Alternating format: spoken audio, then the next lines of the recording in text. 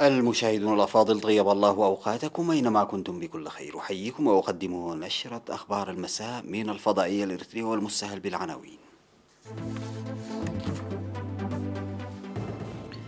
اختتام ورشة عمل النظام الغذائي المتوازن. حاكم إقليم شمال البحر الأحمر تزور قلعله.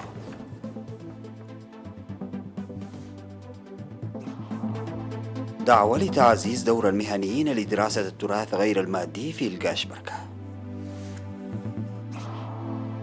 بيونغ يانغ تختبر بنجاح صاروخا مضادا للطائرات. الكونغرس الأمريكي يقر ميزانية مؤقتة تجنب الإغلاق الحكومي. واتفاق بين صربيا وكوسوفو يقضي بإنهاء التوتر القائم على حدوديهما. السلام عليكم ورحمة الله.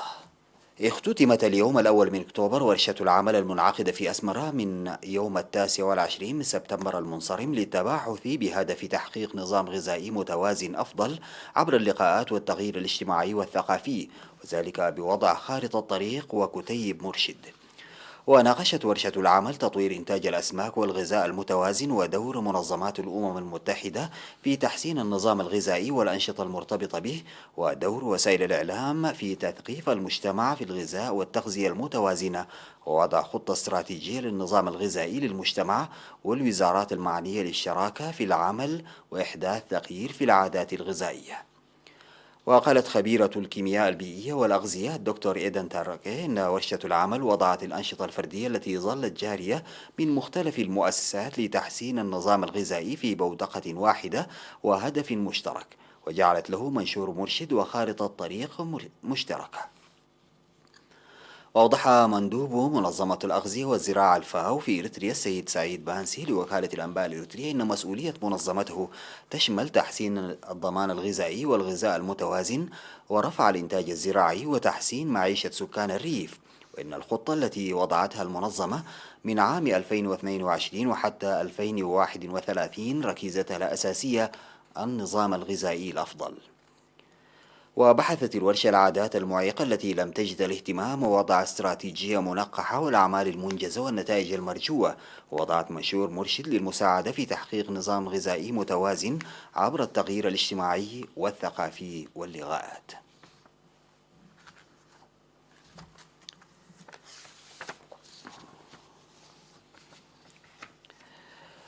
زارت حاكم إقليم شمال البحر الأحمر السيدة أسمرة أبرهام مديرية قلعلو لتفقد أوضاع الخدمات الاجتماعية.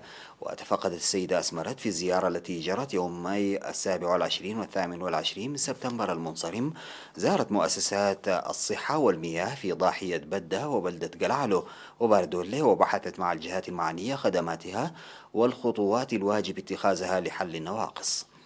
وأوضحت السيدة أسمرت في اللقاء أن المشاركة في التعليم ليست بمستوى الاستثمار الجاري في التعليم، منادية الشعب لتشجيع ودعم أبنائه عامة والإناث على وجه الخصوص للوصول لأعلى المستويات التعليمية.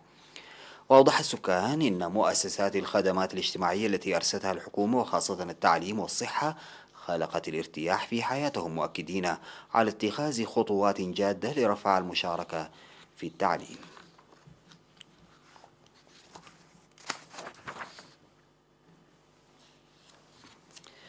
دعا الاجتماع الذي عقد في مدينة بارنتو من المجتمع عامة والناشطين في مجال الموروثات الثقافية بصفة خاصة لتعزيز دورهم في جهود الاستكشاف والدراسات العلمية لتوثيق التراث غير المادي في مختلف مناطق إقليم القاشبركة وحفظها للأجيال. وأفاد الاجتماع القيام بدراسات أولية لاستكشاف محكيات تراث البطولات والزراعة والرعي والأفراح والأتراح والأغاني التراثية التي تعكس كافة الجوانب الاجتماعية والرقصات والملابس الشعبية والحلي والمحكيات التراثية والقوانين العرفية لقوميات الكنامة والنارة والتقرة والبداويت. وأوضح مسؤول الثقافة في مكتب الثقافة والرياضة في إقليم القاشبركة السيد محمد فايد وجود موروثات ثقافية كبيرة في الإقليم، لكنه لم تجري عليها الدراسات الوافية باستثناء الموثقة المقدمة في الاحتفالات والمهرجانات الوطنية، وأن المبادرات الجارية لتفعيلها تحقق نتائج مرضية. وقال المدير العام لقسم الثقافة والرياضة السيد إدريس صالح إن الدراسة الأولية التي جرت بقدرات القسم هي جزء من الدراسات العلمية للتعرف جيدا على التراث غير المادي وتوثيقها. وقدم المهنيون محاضرة في الاجتماع حول فهم ومضمون ومحتوى التراث عامة والتراث غير المادي خاصة وأساليب إثراء محتوى الدراسات. وأوصى الاجتماع لتوسيع وتعميق الدراسات وتوثيقها جيدا ومشاركة الخبراء في الدراسات.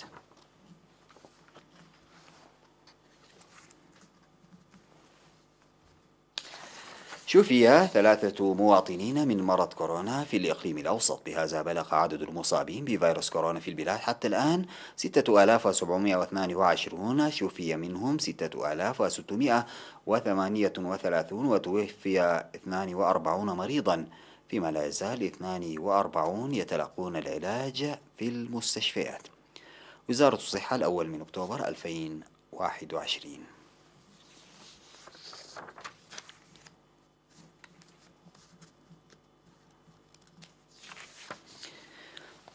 قال خبير علم الحشرات السيد أسمروم زرسلناي إن الدراسات التي يقوم بها مركز علم الحشرات في مدينة مندفر للتعرف على طبيعة وأنواع البعوض يسهم في مكافحة الملاريا، وأوضح بأنه يجب التعرف على أنواع البعوض وإبادتها للتمكن من الأمراض التي تسببها البعوض، ويسهم كثيرا المركز في هذا المجال، مشيرا إلى وجود 21 نوعا من البعوض في الإقليم الجنوبي الناقل للملاريا وتشيكونغ غونيا المعروف بكرفس.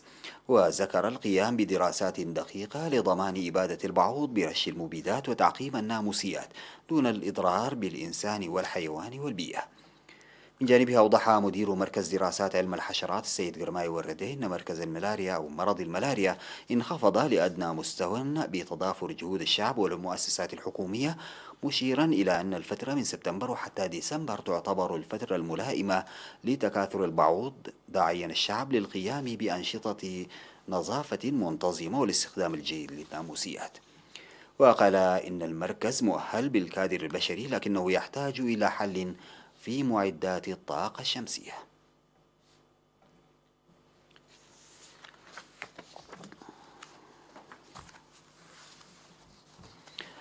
بعد الفاصل سيداتي وسادتي أعود بالأخبار الخارجية.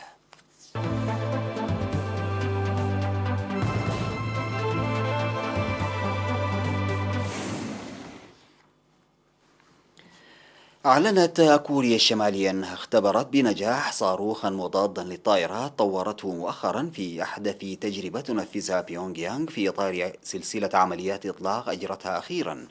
وقالت وكالة الأنباء الكورية الشمالية الرسمية أن جمهورية كوريا الشعبية الديمقراطية أجرت في 30 من سبتمبر عملية إطلاق تجريبية لصاروخ مضاد للطائرات طورته مؤخرا.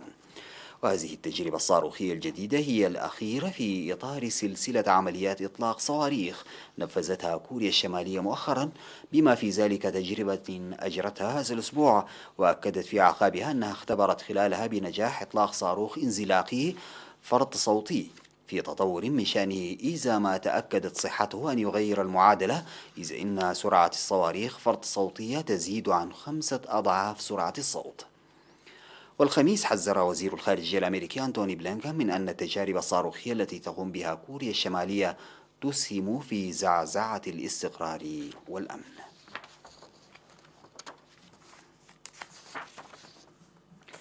أقرت الولايات المتحدة ميزانية مؤقتة تحول دون شلل إداراتها الفيدرالية، وتريح رئيسها جو بايدن من واحدة من الجبهات الكثيرة التي يصارع فيها من أجل تمرير مشاريعه في الكابيتول.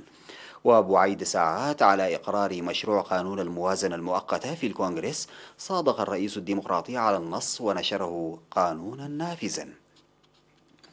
وكان مجلس النواب أقر بتأييد 254 نائبا ومعارضة 175 مشروع قانون الميزانية المؤقتة الذي يمدد العمل بالميزانية الحالية لغاية 3 من ديسمبر، وذلك بعدما تبنى مجلس الشيوخ النص بغالبية كبيرة.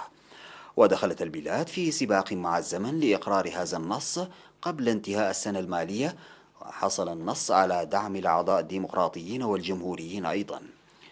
ورحب زعيم الغالبية الديمقراطية تشاك شومر بوحدة الصف هذه، وهي أمر نادرا ما يحدث. ومن المتوقع أن تكون الأيام المقبلة الأكثر صعوبة حتى الآن في ولاية بايدن، إذ أنه يتفاوض مع الكونغرس لتمرير مشروعي إنفاق ضخمين وإصلاح لرفع سقف الديون من دون دعم الجمهوريين.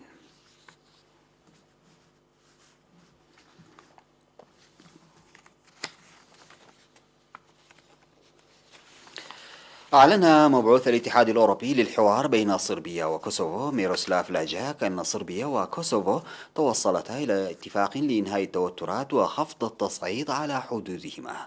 وشهدت العلاقات بين كوسوفو وصربيا التي لم تعترف أبدا باستقلال إقليمها السابق ظل الأغلبية الألبانية توترا دام أياما في 20 من سبتمبر. وتصاعدت التوترات على الحدود بين كوسوفو وصربيا، حيث بدأت سلطات بريشتينا في تطبيق قاعدة لإزالة لوحات السيارات الصربية من السيارات التي تدخل كوسوفو واستبدالها بأخرى بصفة مؤقتة.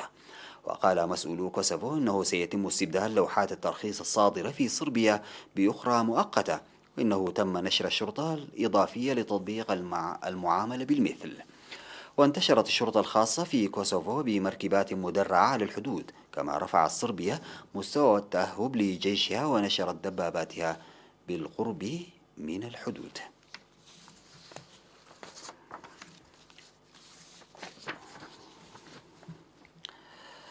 أكد مسؤولون من هيئة المسح الجيولوجي الأمريكي أن بركان كيلوا في هاواي بدأ في الثوران عند قمته، وأظهرت لقطات للحفرة نوافير من الحمم البركانية تغطي أرضية الفوهة وتتصاعد سحب من الغاز البركاني.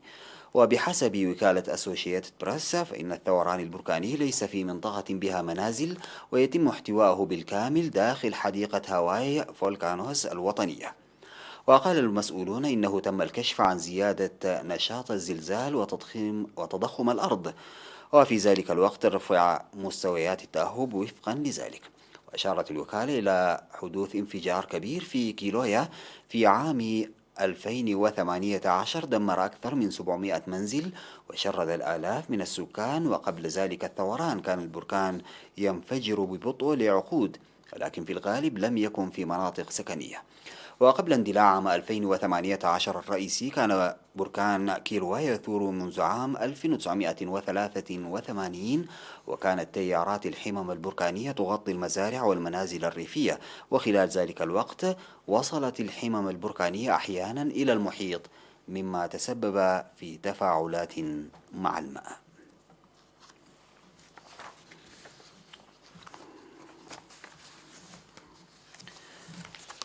ختاما سيداتي وسادتي لنشرة أخبار المساء أعود فأذكر بعناوينها. اختتام ورشة عمل النظام الغذائي المتوازن. حاكم إقليم شمال البحر الأحمر تزور جلالو.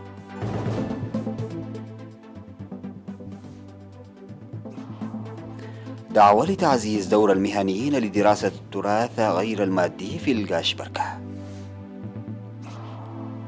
بيونغ يانغ تختبر بنجاح صاروخا مضادا للطائرات.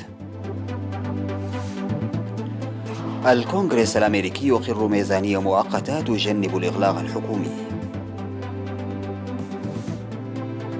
واتفاق بين صربيا وكوسوفو يقضي بإنهاء التوتر القائم على حدوديهما. انتهت نشرة أخبار المساء، شكرا لمتابعتكم. السلام عليكم ورحمة الله تعالى وبركاته.